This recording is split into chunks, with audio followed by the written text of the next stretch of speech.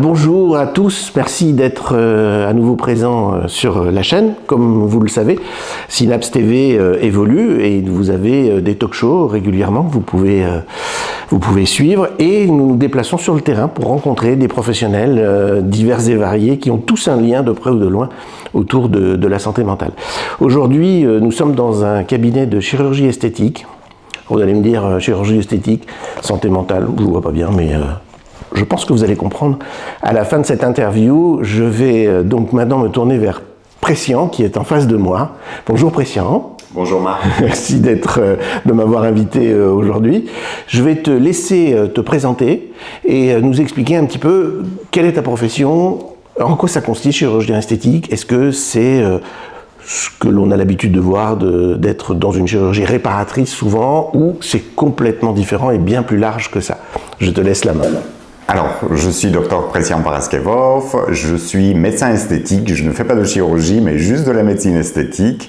Je suis spécialiste en médecine générale et aussi j'ai un diplôme de médecine morphologique et anti-âge. J'exerce à Paris depuis 2011, donc ça fait déjà quelques années où je pratique les actes de la médecine esthétique, et aujourd'hui j'ai l'opportunité de vous parler de l'impact psychologique de ces actes sur mes patients. Oui, exactement. Il y a un impact en fait. Là, tu dis spontanément, pouf, il y a un impact entre... Il y a toujours un impact, et je dirais même que l'impact psychologique commence dès la conception de l'idée d'aller voir un médecin en chirurgien esthétique. C'est-à-dire qu'il y a une idée par rapport à la perception de l'image de soi avec un petit défaut ou une amélioration, et dès la naissance de cette idée, l'impact est déjà là. D'accord. Comment tu fais la part des choses? C'est dans le discours, dans la demande? Qui vient te voir déjà? Quelles sont les demandes, quels sont les besoins? Les demandes peuvent être variées. J'ai tout type de patients, de génération très très jeune, comme des patients qui ont un âge mature, et les demandes peuvent être variées. Soit ça va être une demande qui va être liée à une prévention des signes de vieillissement, soit ça va être juste une correction d'un défaut ou d'une perception d'une petite ridynamie qui démarre, ou effectivement des demandes un peu plus larges dans le sens de prévention de vieillissement en général, que ce soit cutané ou un peu plus large. D'accord. On discutait évidemment quelques minutes avant, et j'avais cru comprendre que le vieillissement commençait de plus en plus jeune. Alors est-ce que je me trompe, ou est-ce que... le ressenti? Je dirais que la perception de la prévention est de plus en plus perceptible, chez les générations de plus en plus jeunes. Je vois des personnes de 18-20 ans qui se préoccupent aujourd'hui de prévenir les signes de vieillissement, et je trouve que c'est une bonne chose d'avoir cette conscience-là, parce que c'est prendre soin de soi, y compris au niveau de la peau, de plus en plus tôt. Donc c'est une démarche que je dirais plutôt saine. Après, bien sûr, il ne faut pas qu'on dépasse des demandes ou des exigences qui sont trop perfectionnistes ou trop répétées et fréquentes. Alors, c'est là où justement il y a une superposition entre une bonne santé mentale et donc une bonne prévention, j'imagine. C'est-à-dire ça tombe sous le sens, ça va de soi, et puis à un moment donné où ça arrive de déraper. À quel moment tu places le curseur, toi? Comment ça se passe? Exactement, je dirais que c'est encore plus vrai chez ces générations jeunes, parce qu'ils ont une image numérisée, idéalisée, ils ont vécu avec cette perception de soi qui est très perfectionnée toute leur vie. Donc c'est là le danger un petit peu de voir ces jeunes gens arriver avec une image erronée d'eux-mêmes et de vouloir justement paraître beaucoup plus irréaliste par rapport aux filtres, par rapport aux selfies, par rapport aux idoles de la télé-réalité ou des stars d'Hollywood. Et la limite va être très floue entre une demande qui va être plutôt réaliste dans un sens de prévention et une demande qui va être hyper idéaliste, quelque chose qui est irréaliste en soi. Et c'est à nous, les médecins, de mettre un petit peu les limites et d'éduquer ces jeunes patients en disant attention, Ce filtre n'est pas réaliste, la peau sans pores, la peau sans rides, ça n'existe pas. Sans vie finalement. Voilà, sans vie, sans expression, donc on n'est pas créateur, on va juste relever ou corriger, atténuer un petit peu des signes qui vont de vieillissement ou prévenir ces signes de vieillissement, mais sans métamorphoser ou changer complètement l'image ou l'apparence. Ça fait combien de temps que tu exerces cette profession-là, hein?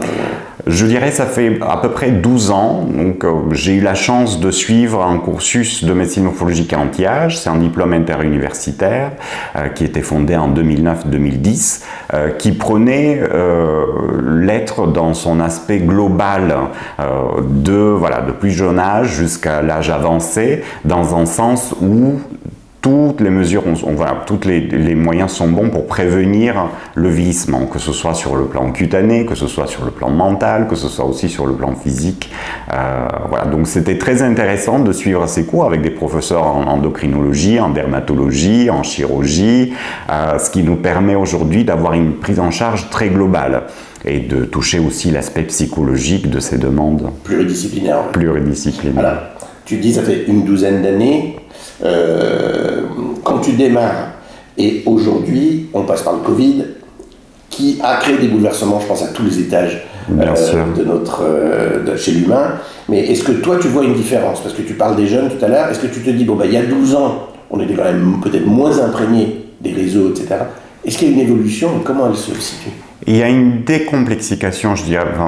Les gens sont plus décomplexés aujourd'hui de parler de médecine esthétique. C'est quelque chose qui est rentré dans les mœurs. On le cache moins. Au contraire, on va être plutôt fier de dire, voilà, je prends soin de moi, j'ai vu un médecin ou dermato pour faire le point un petit peu sur comment je peux prévenir l'apparition des rides, comment je peux apparaître un petit peu plus reposé, comment je peux garder mes expressions, mais tout en corrigeant quelques petites ridules qui commencent.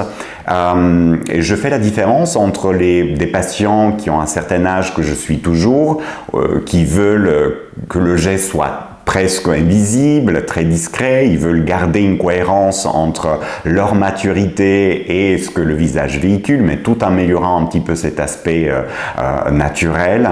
Et puis les gens jeunes, où effectivement on est passé par une phase de l'oversize, donc les lèvres hyper repulpées, la mâchoire très carrée, vous voyez des demandes qui sortaient un petit peu de naturel, pour arriver à quelque chose aujourd'hui qui, je dirais, plus équilibré. On reste avec une conscience plus précoce dans la prévention, mais en France, on a cette chance-là aussi d'avoir une population qui est, je dirais, plus apte à juger et de rester dans les limites de naturel et de ne pas voir des choses qu'on voit souvent à la télé-réalité ou dans d'autres pays où effectivement la demande peut être aussi honorée de façon pas très éthique. Oui, je comprends. Tu veux dire que la France est assez cadrée pour ça? C'est-à-dire c'est assez régulé, il n'y a pas de dérive, il peut y en avoir, j'imagine, mais... Je dirais qu'on garde une certaine éthique, on est avant tout médecin,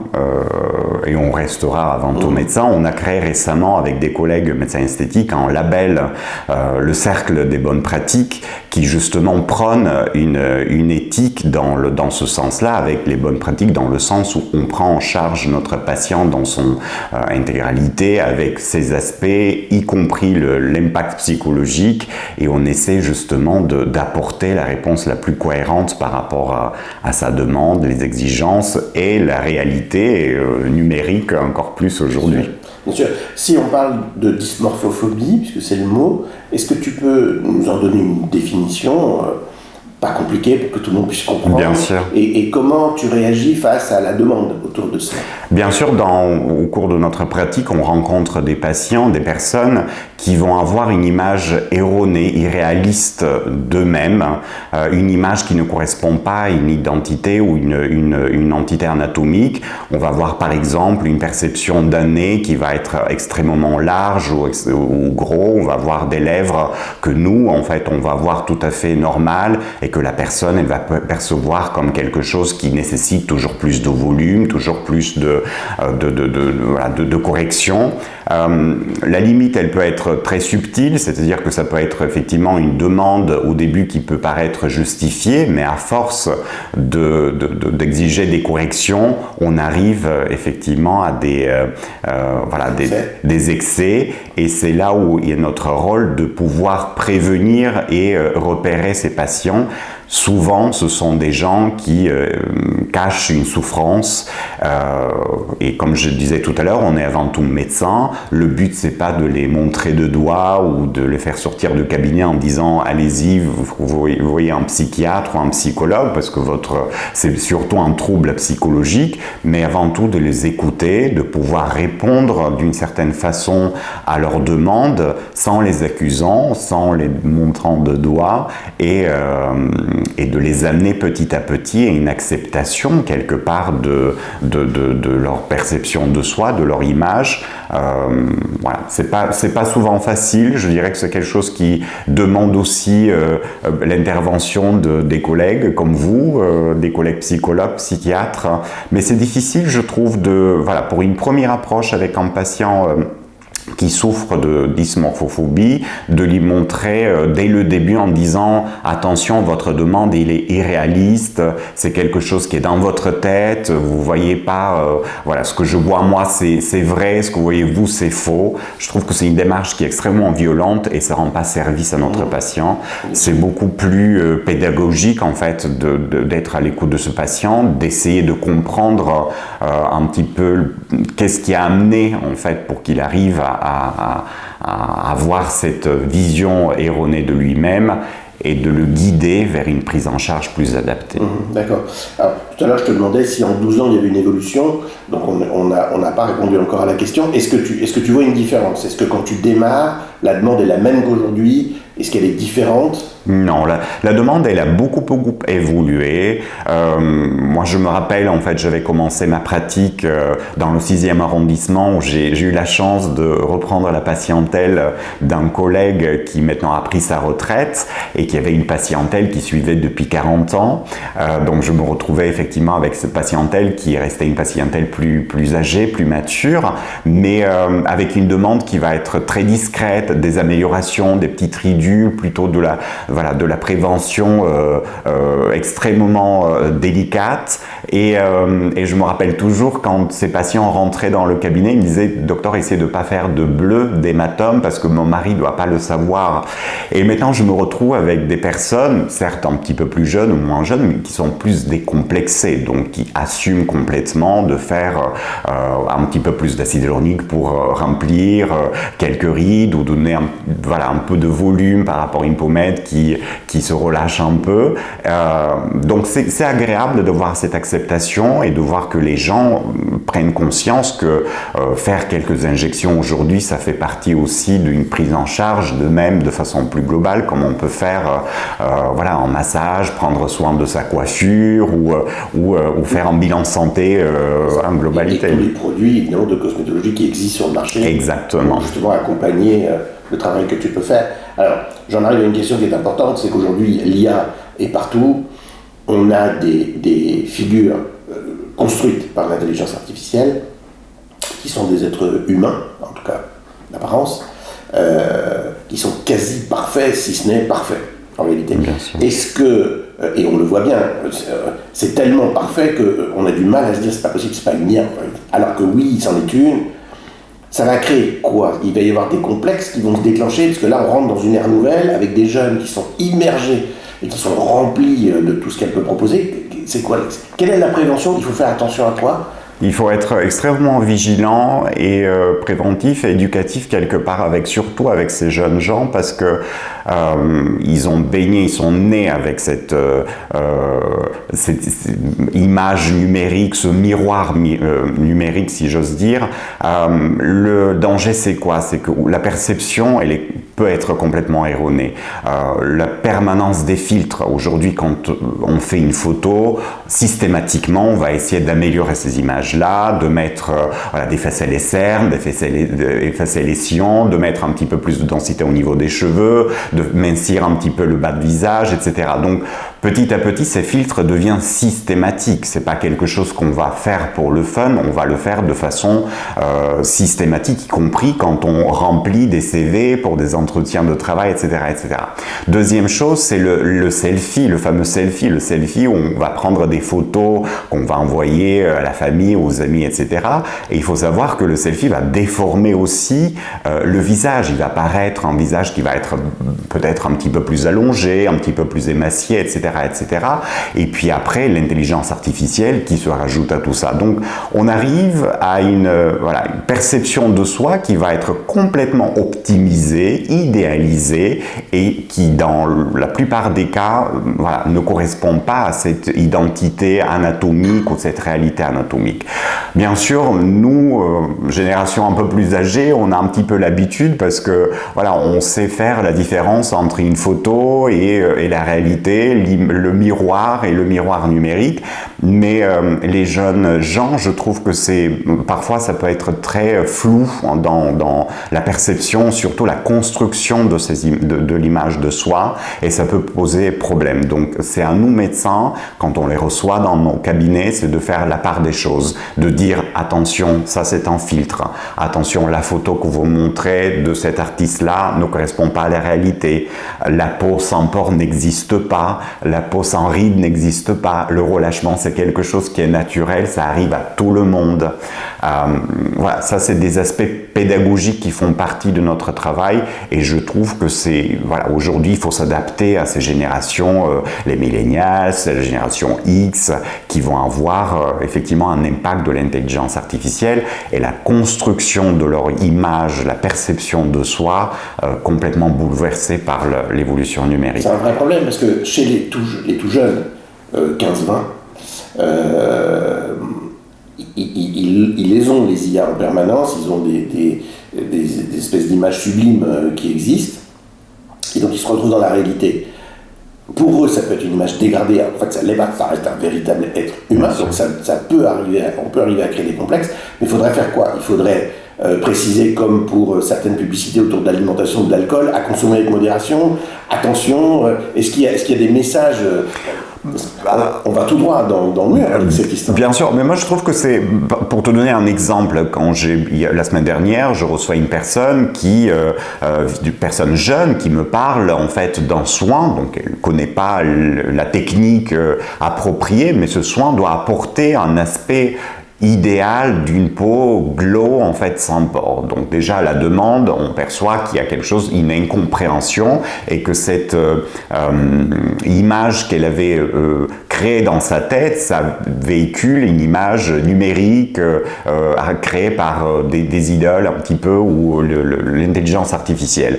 Donc ce que j'ai fait, c'est que j'ai pris justement, on essaie de descendre un peu de piédestal cette intelligence artificielle ou les images qu'elle crée pour dire, voilà, ce que ça représente une vraie peau, même à une très belle personne, une star de Hollywood, enfin quelqu'un que tout le monde connaît, qui a une prestance publique, et de démontrer à cette personne que elle peut être tout aussi belle, qu'elle peut être tout aussi attirante, sans créer un aspect parfaitement glow de la peau, une texture presque invisible.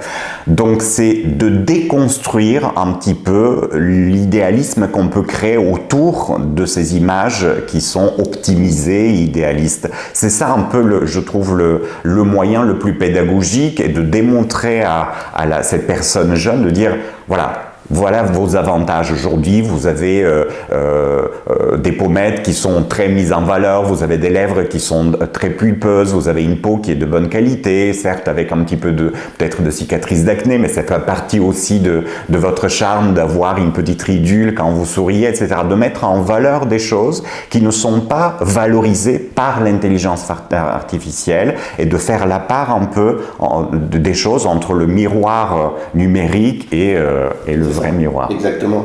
Alors c'est intéressant. Une dernière question, si tu es d'accord. Il y a des mouvements opposés entre, tu le citais tout à l'heure, Hollywood ou d'autres, évidemment dans le cinéma, de celles et ceux qui utilisent la médecine esthétique, et d'autres qui en font un espèce d'étendard en disant non, moi jamais, je ne fais rien, je reste naturel, je laisse vieillir et ça me va bien.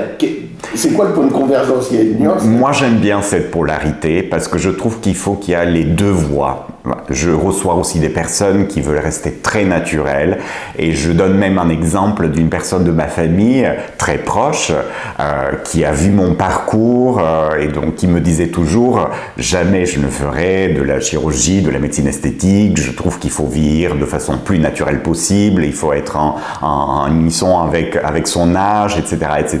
Et petit à petit, j'ai vu cette personne changer d'avis en vieillissant, en voulant faire aussi quelques petites améliorations. Donc je trouve qu'il faut qu'il y ait les deux polarités comme pour tout, pour avoir un milieu, c'est-à-dire une demande qui va être trop libératrice ou quelque chose qui va être trop accessible, bien sûr, c'est à risque à des dérives. Une demande qui va être trop restrictive ou une vision de la médecine chirurgique complètement crispée d'il y a 50 ans, je trouve aussi que ça n'a pas de place. On peut rester naturel, on peut rester aussi, on vieillir de façon plus naturelle possible, mais tout en portant quelque chose de confortable dans le sens où la peau, elle peut vieillir aussi de façon plus subtile, de façon un petit peu plus progressive.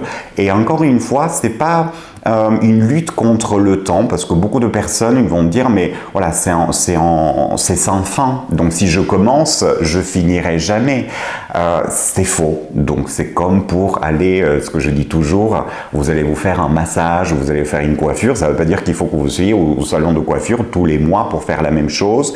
Et le simple fait de franchir la porte et de réaliser un acte, et quand vous sortez du cabinet, de retrouver votre sourire, c'est déjà beaucoup. Oui, je vais te poser la question, c'est intéressant, c'est exactement ça, c'est est-ce que tu mesures l'impact?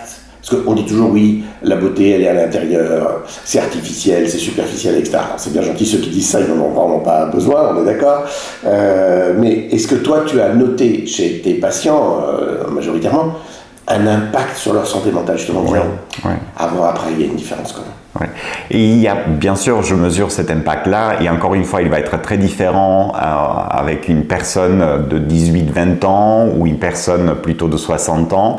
L'impact, il est souvent non exprimé verbalement, mais je vais le retrouver dans le comportement ou lors de la seconde ou troisième rendez-vous avec le même patient qui va me dire, voilà, tous mes collègues m'ont dit qu'effectivement j'ai l'air beaucoup plus reposé, je retrouve mon sourire ou effectivement je retrouve mes lèvres d'il y a 20 ans, donc ça m'a apporté beaucoup plus de confort, beaucoup plus de confiance en moi.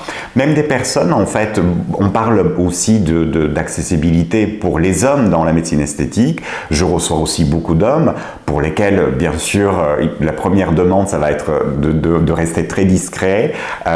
Plus chez les hommes que chez les femmes encore. Plus chez les hommes que chez la femme, mais ça va, voilà, on va travailler sur des signes de vieillissement, mais aussi de la fatigue, des cernes qui sont un petit peu plus creusées. C'est quelque chose qui peut être péjoratif lors d'un entretien pour un nouveau job, par exemple. Donc, apporter un petit peu plus de confiance avec un geste qui va rester discret et subtil, l'impact dans la confiance de la personne derrière, il va être très important. Souvent non verbalisé, mais dans les actes et le comportement, il est mesurable. Oui, bien sûr, parce que finalement, ce qu'on voit en premier, c'est quand même l'image, en fait, même s'il y a tout le reste à l'intérieur. Exactement, la première chose qu'on voit chez quelqu'un, ça va être toujours un sourire, un regard reposé, quelqu'un qui véhicule des émotions positives. Même si voilà, le verbal n'y est pas encore, on a une impression... Exactement. Pour terminer,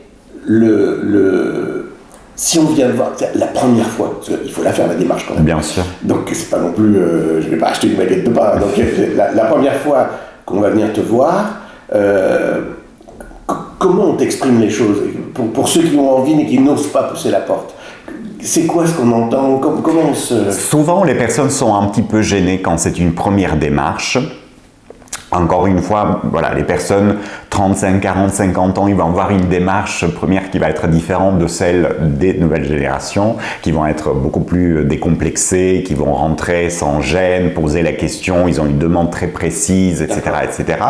Souvent, les personnes n'osent pas voilà, dire qu'ils ont un complexe ou qu'ils aiment bien améliorer un petit peu l'aspect de leur regard, de leur sourire, etc., etc. La première chose que je pose comme question, c'est qu'est-ce que vous aimeriez améliorer? C'est quoi la chose qui vous plaît chez vous et la chose qui ne vous plaît pas? Donc, est-ce qu'on peut améliorer cette chose ou est-ce que voilà, c'est des choses qui font partie du vieillissement et qu'il faut que vous acceptiez, etc., etc. Donc, souvent, il y a une gêne et dans la conversation, au fur et à mesure de la consultation, la personne, elle se délivre et elle commence à parler un petit peu de ses complexes, de fait qu'elle a porté des lunettes pendant longtemps, qu'elle a créé une ride de lion qu'elle ne supporte plus depuis l'âge de 18 ans et que, bon, elle a accepté, mais si on peut faire quelque chose, elle se sentira mieux. Voilà, ça peut être des choses très simples, mais qui ont une telle importance dans la conscience des gens, dans la vie des gens, parce que ce que je dis toujours à mes patients, qui me demandent, mais docteur, il faut que vous me disiez ce qu'il faut que je fasse. Je dis non, moi je vais pas, c'est vous qui vous regardez dans le miroir tous les matins et j'aimerais bien que vous me dites, vous, voilà, cette chose-là, je la vois tous les jours, si elle peut disparaître ou si je peux améliorer, ça va avoir un impact dans votre vie beaucoup plus important. Moi, je peux voir 40 choses que vous ne voyez pas et je ne vois pas l'intérêt qu'on travaille sur ces choses-là parce qu'ils vont avoir aucun impact dans votre vie. Bien sûr, bien sûr. Bon, super, en tout cas, c'est très clair. Merci mille fois pour toutes ces réponses qui, j'espère... merci, Christian. Merci mille fois pour ces réponses qui, j'espère, vont peut-être vous faire réfléchir à pousser la porte, pourquoi pas, ça peut vous aider. On se retrouve très vite sur la chaîne, n'oubliez pas, pour les talk-shows qui vont pas tarder à arriver, et puis pour les prochaines interviews. Merci à vous et à tout bientôt. Bye bye.